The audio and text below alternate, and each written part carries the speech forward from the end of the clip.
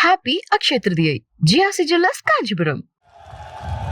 I'd like to start by offering condolences to all the people who died in the fire incident at Firework Factory Unit yesterday. என் அருமை நண்பர்களே, இன்றைய தினம் சிவகாசி பட்டாசு தொழிற்சாலை விபத்திலே உயிர் நீத்த 23 தொழிலாளர்களுக்கு நம்முடைய அஞ்சலியை முதலில் செலுத்த நான் ஆசைப்படுகிறேன். Some years ago, I walked on the Bharat Jodo Yatra from Kanyakumari to Kashmir. சில ஆண்டுகளுக்கு முன்பு வரலாற்று புகழ்மிக்க எனது பாரத் ஜோடா யாத்திரையை காஷ்மீரிலிருந்து துவங்கி கன்னியாகுமரியிலிருந்து துவங்கி காஷ்மீரிலே முடித்தேன். And the idea of the yatra was to unite the country. That's why it was called Bharat Jodo Yatra, and send the message in the country that the country was made up of different ideas, different languages, different traditions, different histories, different religions, and all of them had to stand united in harmony and in love and affection. என்னுடைய யாத்திரையினுடைய முக்கிய நோக்கம் நாடு முழுவதும் மக்கள் மத்தியிலே ஒற்றுமையை விதைப்பது என்பதுதான். இந்த நாடில் பல்வேறு மதங்கள், பல்வேறு மொழிகள், பல்வேறு வரலாறுகள், பல்வேறு பண்பாடுகள், பல்வேறு கலாச்சாரங்கள் இருந்தாலும் கூட இத்தனை மக்களையும் ஒருங்கிணைத்து ஒற்றுமைப்படுத்தி அவர்களை ஒருதாய் மக்களாக வாழ வைக்க வேண்டும் என்பதுதான் அந்த யாத்திரையினுடைய முக்கியமான நோக்கமாக இருந்தது.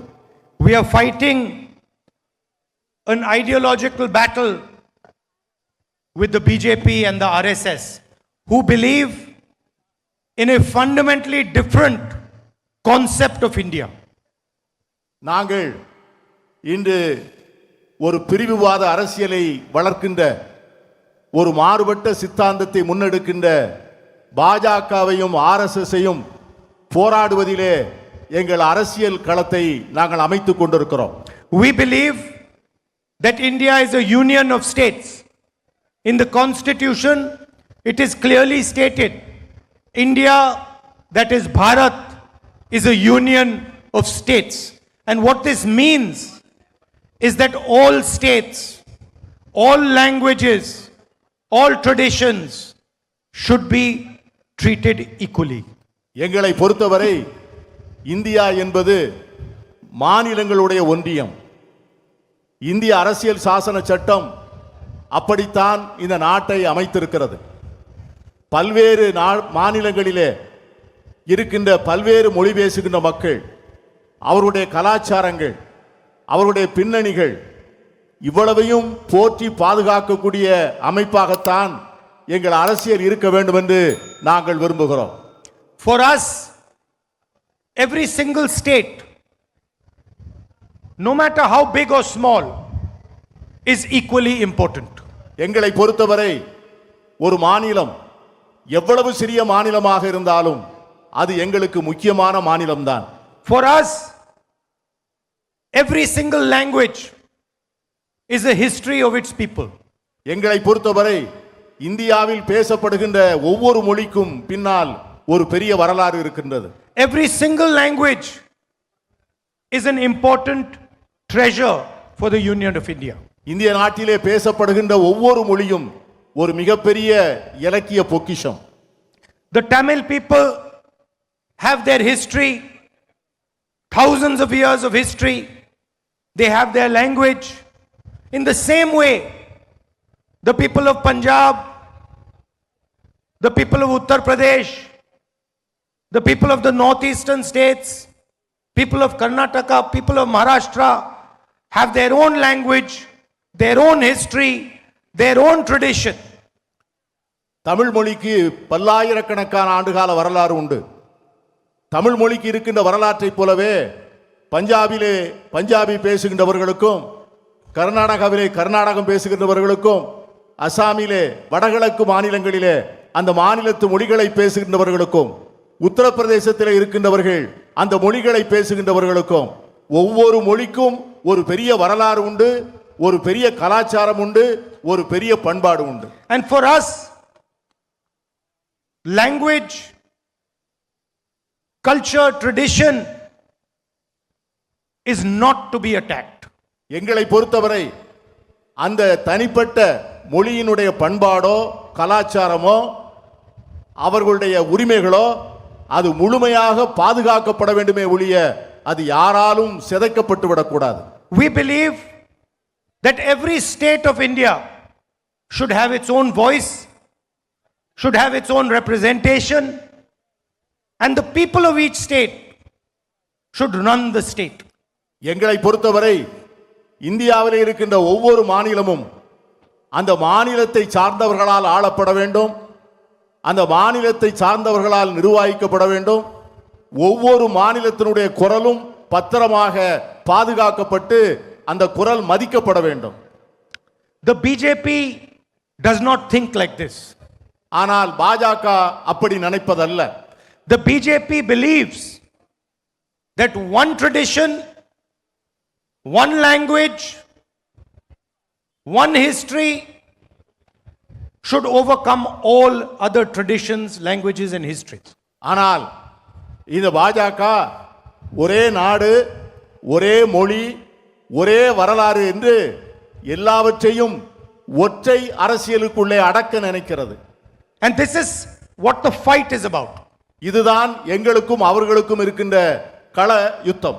We want Tamil Nadu to be run by the people of Tamil Nadu. The men and women of Tamil Nadu should decide its future. எங்களை பொறுத்தவரை தமிழ்நாடு தமிழ்நாட்டில் இருந்து தமிழர்களால் ஆளப்பட வேண்டும்.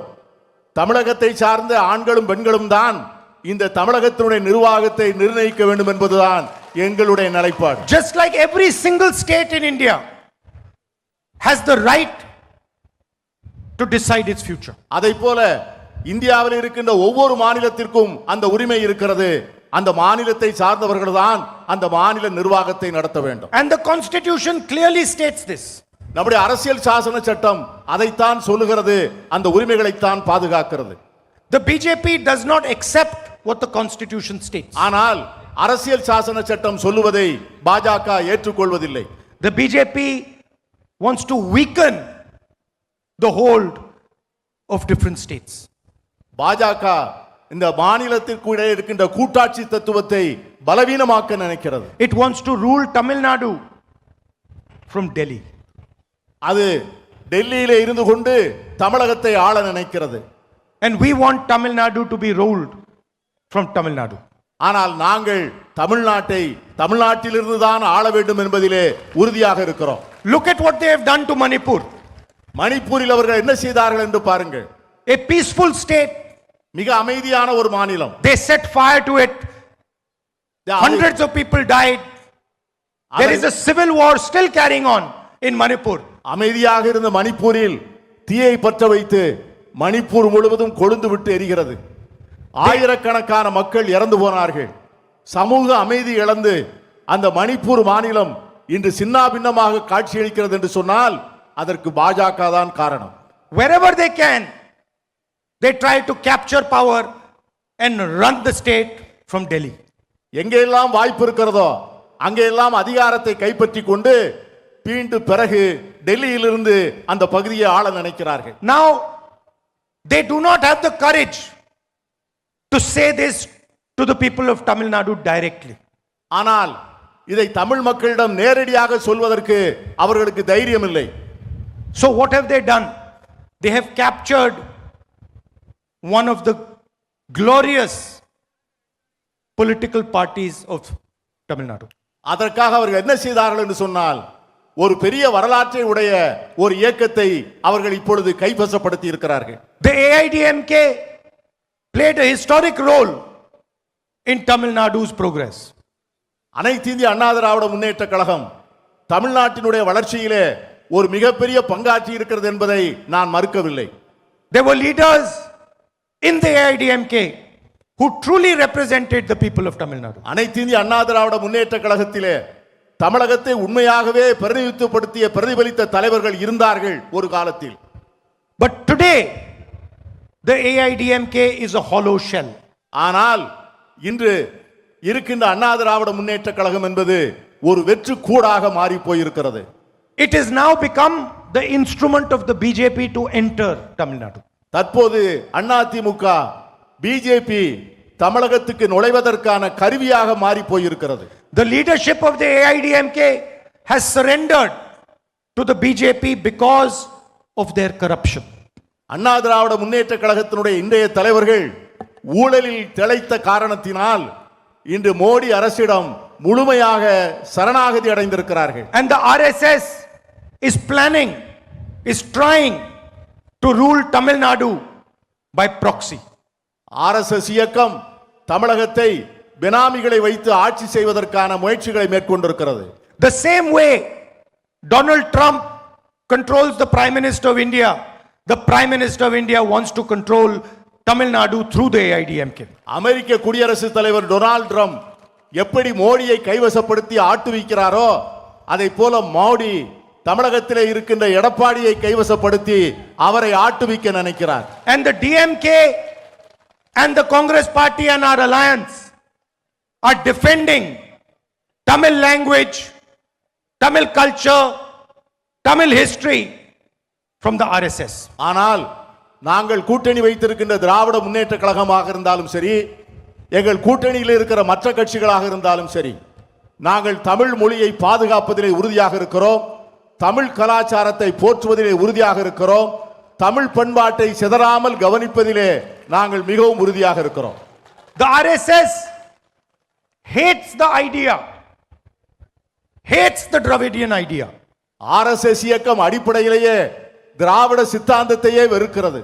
Because they know that it is the Tamils who can challenge them. அவர்களுக்கு நன்கு தெரியும் RSS இயக்கத்தின் சித்தாந்தத்தை எதிர்க்கக்கூடியவர்கள் தமிழர்கள்தான் என்பது அவர்கள் நன்கு அறிந்தது. They know it is the brave Tamil people who will resist them. அவர்கள் தெரியும் வீரமான தமிழர்கள் அவர்களை ஒரு நாளும் ஏற்றுக்கொள்ள மாட்டார்கள் என்பது அவர்களுக்கு நன்கு தெரியும். And they know that the Tamil people will never knowingly surrender to them. அவர்களுக்கு தெரியும் இந்த தமிழர்கள் ஒரு நாளும் அவர்களிடம் சரணடைய மாட்டார்கள் என்பதும் அவர்களுக்கு நன்கு தெரியும்.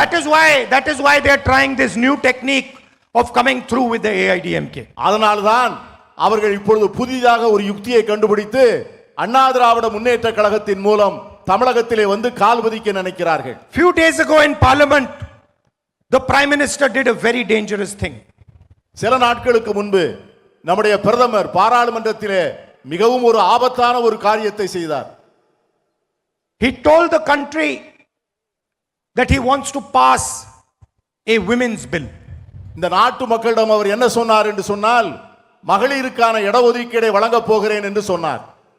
But the real plan was to change the electoral structure of India.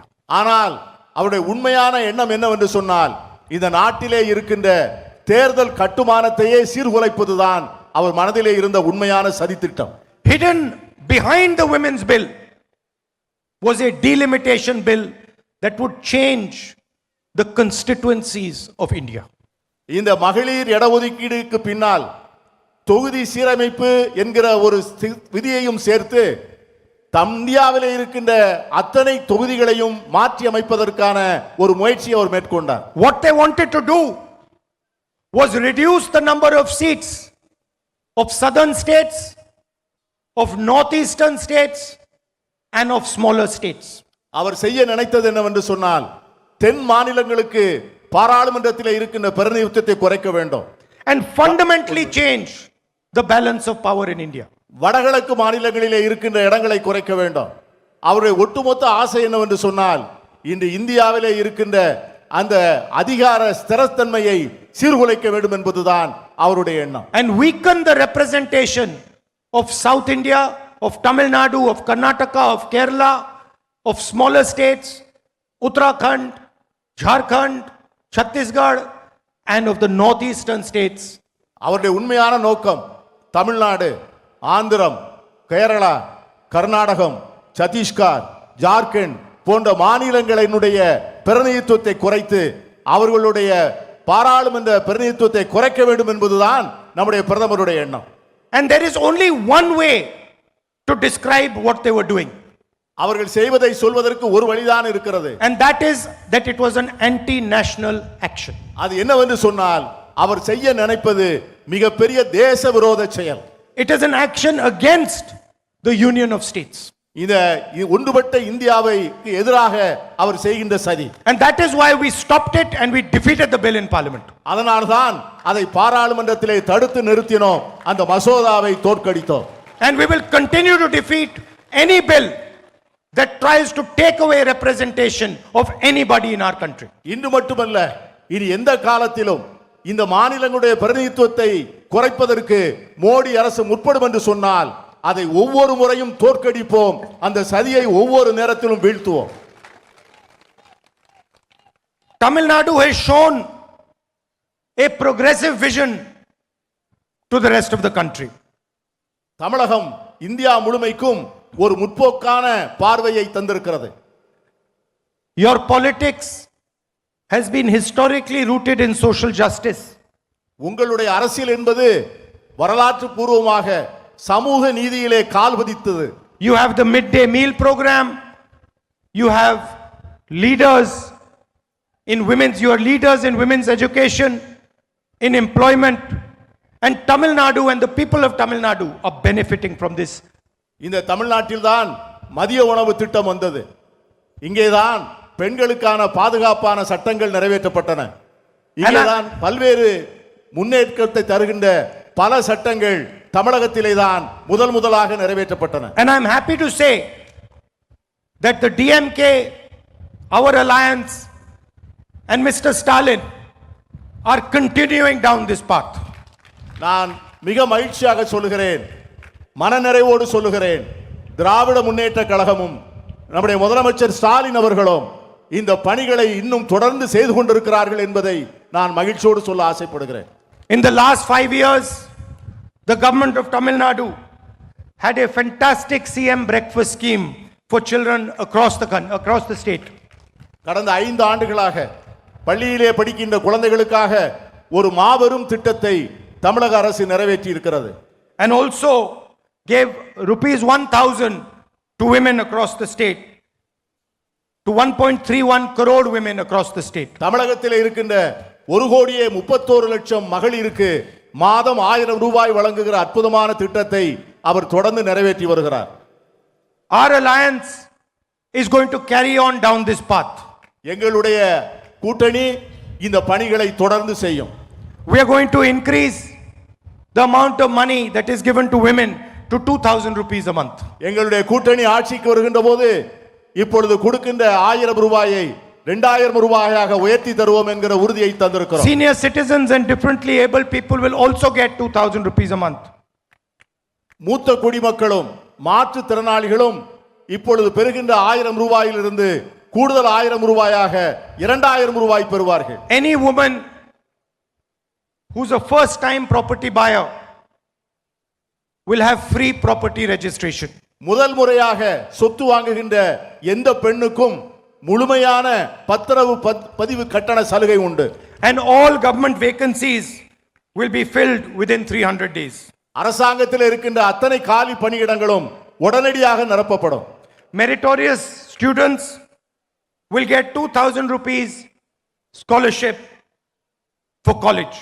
திறமையான மாணவர்களுக்கு கல்லூரிக்கு செல்லுகின்றவர்களுக்கு மாதம் 2000 ரூபாய் கல்வி உதவித்தொகை வழங்கப்படும். And I am confident we will defeat the RSS AIDMK plan to hand over control of Tamil Nadu to Mr. Modi and Mr. Shah. RSS இயக்கமும் பாஜகவும் எடுத்துக்கொண்டிருக்கின்ற இந்த சதியை நிச்சயமாக நாங்கள் முறியடிப்போம் என்று நான் உறுதியாக நம்புகிறேன். And of course, whenever we come to Tamil Nadu, we remember our great leader K. Kamaraj. நான் எப்பொழுதெல்லாம் தமிழ்நாட்டுக்கு வருகிறேனோ அப்பொழுதெல்லாம் நம்முடைய நெஞ்சத்திலே நிறைந்த பெருந்தலைவர் காமராஜர் அவர்களை நான் நன்றியோடு நினைப்பேன். And he is still remembered for the pioneering work that he did in social justice and his contribution.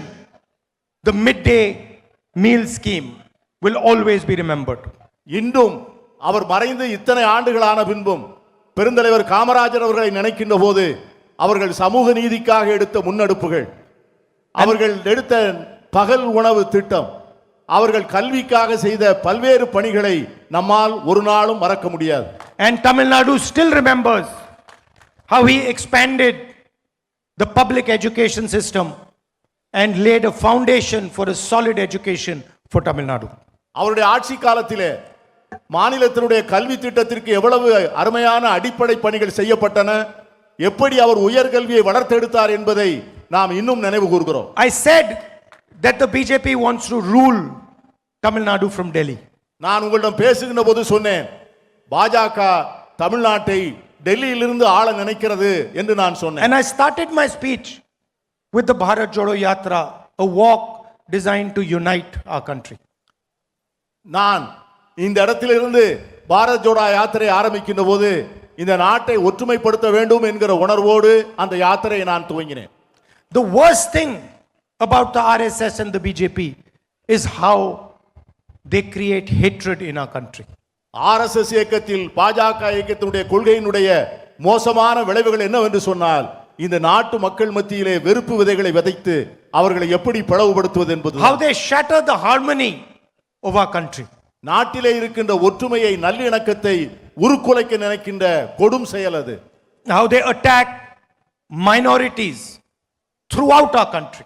நம் நாட்டிலே இருக்கின்ற சிறுபான்மையினரை இந்தியா முழுவதும் அவர்கள் தாக்குகிறார்கள், சிதைக்க நினைக்கிறார்கள். For the first time in our history, in our modern history, minorities feel uncomfortable, feel scared living in this country.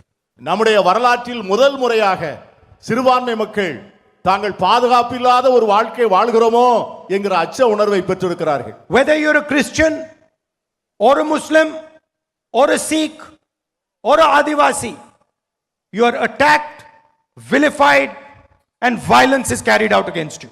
நீங்கள் கிறிஸ்தவராக இருக்கலாம், இஸ்லாமியராக இருக்கலாம், சீக்கியராக இருக்கலாம், பழங்குடி வகுப்பினராக இருக்கலாம், ஆனால் உங்களை எல்லாம் தேடி தேடி உங்களுடைய உரிமைகளை பறித்து உங்கள் மேலே வன்முறையை ஏவிவிட்டு இந்த நாட்டில் வெறுப்பு விதைகளை வளர்க்க நினைக்கிறார்கள் அவர்கள். Sisters are attacked in Chhattisgarh. An entire state has been burnt and people are made to feel scared to live in India. Chhattisgarh மாநிலத்திலே கன்னியாஸ்திரிகளை அவர்களை கொடுமைப்படுத்தி அவர்கள் மீது வன்முறை ஏவிவிட்டு அந்த மாநிலத்தில் முழுவதும் பதற்றத்தை விதைத்திருக்கிறார்கள் இந்த கொடியவர்கள். And that is the single biggest reason that the BJP and the RSS have to be defeated in this country. அந்த ஒரு காரணத்திற்காகவே இந்த RSS ஐயும் பாஜகவையும் தோற்கடிக்க வேண்டும். This country is not a hateful country.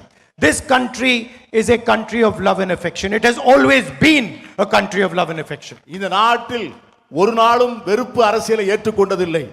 இந்த நாடு அன்பால் நிறைந்த நாடு, இந்த நாடு மனித நேயத்தால் நிறைந்த நாடு, இந்த நாடு ஒற்றுமை உணர்வால் நிறைந்த நாடு. இந்த சித்தாந்தத்தை தான் நாம் பாதுகாக்க வேண்டும். And the fight really is between the BJP ideology and the Congress ideology at the national level. இந்த தேசிய அளவிலே நடக்கிற அரசியல் களம் என்னவென்று சொன்னால், பாஜகவினுடைய தத்துவத்திற்கும் காங்கிரசினுடைய தத்துவத்திற்குமான அரசியல் யுத்த போராட்டம் தான். And the BJP knows that in the end it is the Congress ideology that is going to defeat them. BJP சார்ந்தவர்களுக்கு நிச்சயமாக தெரியும், இறுதியிலே காங்கிரஸ் கட்சியினுடைய தத்துவம் தான் வெற்றி பெறும் என்பதை அவர்கள் முழுமையாக அறிந்திருக்கிறார். They know it. அவர்களுக்கு தெரியும். And the Prime Minister does not sleep at night because he knows that in the end the Congress party is going to defeat him.